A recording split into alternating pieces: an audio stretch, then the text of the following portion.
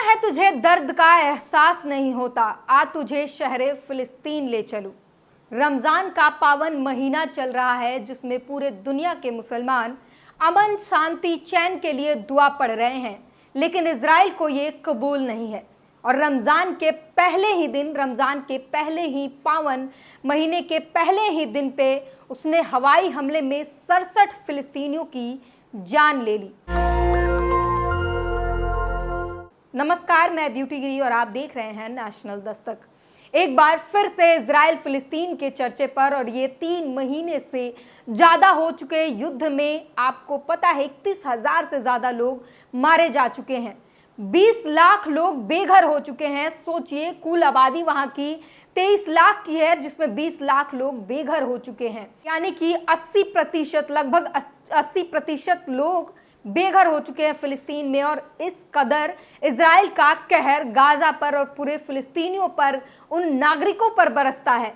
शुरुआत से हम आपको बता रहे हैं कि किस तरीके से इजराइल सिर्फ हमास की आड़ में वहां के आम फिलिस्तीनियों को परेशान करता है, बर्बरता करता है, वहां की राहत सामग्री तक पर रोक लगा देता है। और इसी में अब बड़ी खबर निकल कर ये आ रही है कि जहां पूरे महीने रमजान के चल रहे हैं, पहले ही दिन ये खबर निकल कर आई कि इफ्तारी के लिए जो खजूर है वो पूरी तरीके से मुसलमानों ने बायकॉट कर दिया है। ना सिर्फ फिलिस्तीन में बल्कि ब्रिटेन के मुसलमानों ने इजराइल से आए खजूर का पूरी तरीके से बायकॉट कर दिया है। आपको बता दें कि $100 मिलियन का व्यापार करता है इजराइल, उन देशों में आता है जो खजूर के मामले में इंपोर्ट करता है, और 100 मिलियन का व्यापार करता है। और रमजान के महीने में आपको पता है इफ्तारी के समय खजूर के साथ इफ्तार करते हैं, रोजा खोलते हैं, और इसमें जो है इजराइल से आए हुए खजूर का सीधा बायकॉट किया है, मिशन चलाया गया है और कहा गया है कि ये पूरी तरीके से इजराइल के खजूर को बायकॉट किया जाएगा, क्योंकि इजराइल इस लायक नहीं है कि उसके खजूर से इफ्तार किया जाए, या किसी भी तरीके से वो पूरी तरीके से मुसलमान, तो पूरी दुनिया के मुसलमान इजराइल के खिलाफ, यहाँ तक कि युद्ध विराम के लिए लगातार कोशिश जो चल रही थी, और इजराइल के मनमाना तरीके से अपनी मनमाना वहाँ इजराइल फिलिस्तीन पर अपनी मनमाना तरीके से लोगों के साथ बर्बरता करना किसी को भी पसंद नहीं आ रहा। और इसके बाद से ये बड़ी कदम उठाई गई। सिर्फ खजूर ही नहीं बल्कि और भी तमाम ऐसे प्रोडक्ट हैं जो इजराइल बनाता है, इंपोर्ट करता है, उसके दुनिया भर के मुसलमानों ने बायकॉट करने का निर्णय लिया है, जिससे इजराइल को आर्थिक चोट भी आ रही है। सलाम टीवी लिखता है, रमजान में भी इजराइल और हमास की जंग जारी। और इस वक्त रमजान के महीने में क्या कुछ वहां के हालात हैं वो सब कुछ आपको पता है। हम आपको लगातार अपडेट दे रहे हैं किस तरीके से वहां के लोग अपने घर के मलबे में बैठकर इफ्तारी कर रहे हैं। रोज पहले दिन की इफ्तारी की तस्वीरें जो है वो सोशल मीडिया पर कितना भावुक कर देने वाला है। अपने घर के मलबे पे बैठकर कपल जो है वो इफ्तार करते हुए नजर आता है। मुस्लिम स्पेशलिस्ट ने लिखा है, हम इजराइल की खूनी खजूर नहीं खाएंगे। गाजा में इजराइल के नरसंहार के लिए मुसलमानों ने रमजान के दौरान इजराइल के खजूरों का बहिष्कार करने का आह्वान किया है। तो लगातार जो है लोग वो सोशल मीडिया पर भी मुहिम चला रहे हैं और साफ कह रहे हैं कि किसी भी तरीके से इजराइल के साथ हम, और इजराइल के किसी भी इंपोर्ट किए गए कोई भी सामान हम अपने इस्तेमाल में नहीं लाएंगे। और इस वक्त रमजान के महीने में खजूर का पूरी तरीके से मुसलमानों ने बायकॉट कर दिया है। वहीं सलाम टीवी ने लिखा है, रमजान के महीने में मुसलमानों के इस कदम से इजराइल को लगेगा बड़ा झटका। और साफ इसमें बताया गया कि किस तरीके से इजराइल को आर्थिक चोट पहुंची है। इससे खजूर का जो व्यापार है इजराइल का, जो $100 मिलियन का होता है, वो उससे एक बड़ी चोट लगी है इजराइल को, क्योंकि मुसलमानों ने साफ इनकार कर दिया है इजराइल के खजूर लेने से। वहीं अगर अब बात कर ले गाजा की, तो गाजा की सड़कों पर मुजाहिदीन जो है वो लोगों को रोक कर सड़कों पर इफ्तार के समय पानी और खजूर बांटते हुए तस्वीरें जो है सोशल मीडिया पर आ रही है। वाजिद खान ने लिखा है, गाजा की सड़कों पर मुजाहिदीनों ने लोगों को इफ्तार का सामान दे रहे हैं, और उसमें हम साफ देख सकते हैं उनके हाथों में खजूर के पैकेट और पानी जो है वो दिखाई दे रहे हैं।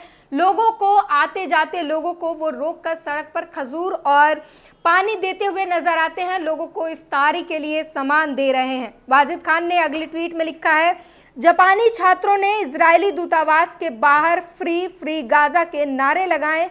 नेतन्याहू आतंकी है के नारे लगाए। और आपको बता दें कि पूरी दुनिया में जो है गाजा के साथ जो नरसंहार हो रहा है, इजराइल जो कुछ कर रहा है, वो उससे पूरी दुनिया जो है आंख खुल चुका है। और वो हर बार अपने सवाल में, अपनी बातों में यही कहते हैं कि इजराइल एक टेरर देश है और वहां का आतंकी, सबसे बड़ा आतंकी वहां का प्रधानमंत्री बेंजामिन नेतन्याहू है। और जापान के छात्रों ने जाकर इजरायली दूतावास के बाहर प्रदर्शन किया। हाथों में फिलिस्तीन के झंडे थे और उन्होंने साफ कहा, फिलिस्तीन को फ्री करने के नारे लगाए। आतंकवादी इजराइल को बताया, नेतन्याहू को आतंकवादी बताया। वहीं एक एक्स यूजर ने लिखा है, यह है गाजा रमजान के पहले दिन का इफ्तार।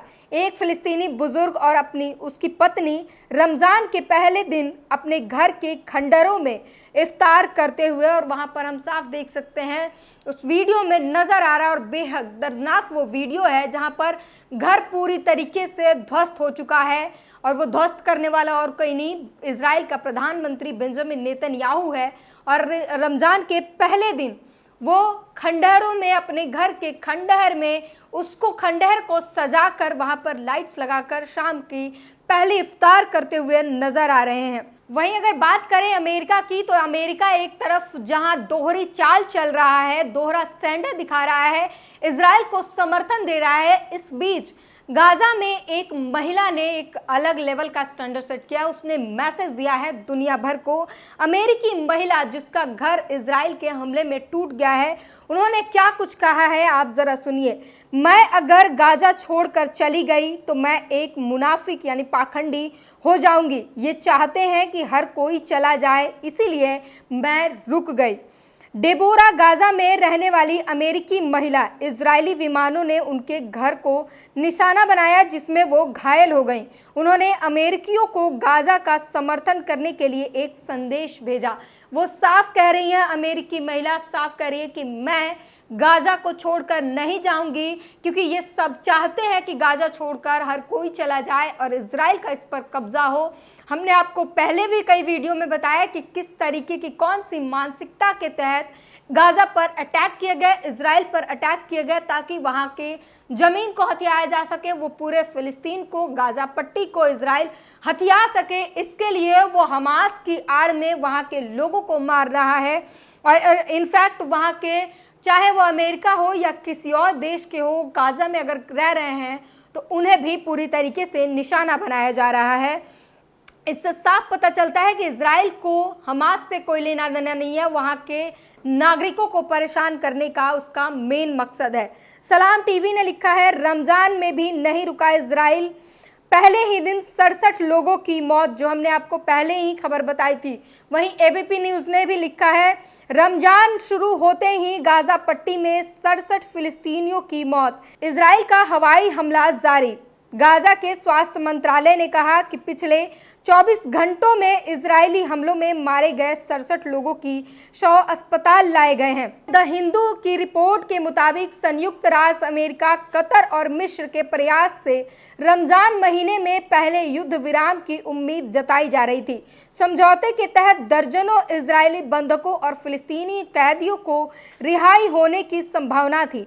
इस दौरान गाजा पट्टी के मानवीय सहायता बढ़ाने के लिए भी इजराइल पर दबाव बढ़ाया गया था।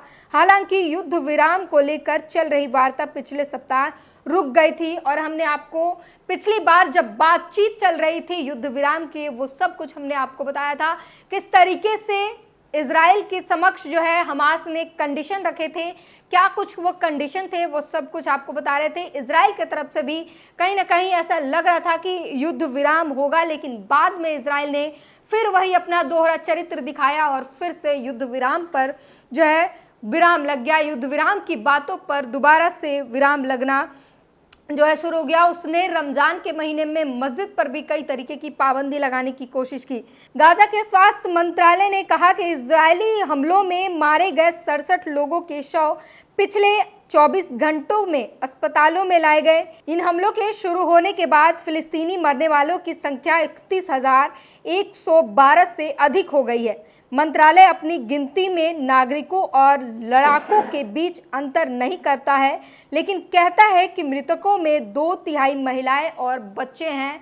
तो ये जो कहर है इजराइल का, वो सबसे ज़्यादा वहाँ के फिलिस्तीन के लोगों पर बरसी है। उसमें सबसे ज़्यादा घायल हुए हैं या मारे गए हैं, उसमें सबसे ज़्यादा संख्या किसी की है तो महिलाएं और बच्चों की है। रमज़ान का महीना है और जो कुछ वहाँ पर चल रहा है, इन पूरी खबर पर हमने आप नज़र डाली और आपको बताया क्या कुछ वहाँ पर हालात है। इस पूरी खबर पर आप अपनी प्रतिक्रिया ज़रूर दीजिए।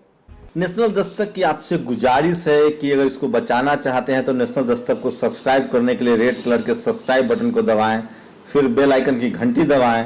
नेशनल दस्तक को बचाने के लिए बहुत जरूरी है कि हर खबर को शेयर करें, लाइक करें, कमेंट जरूर करें।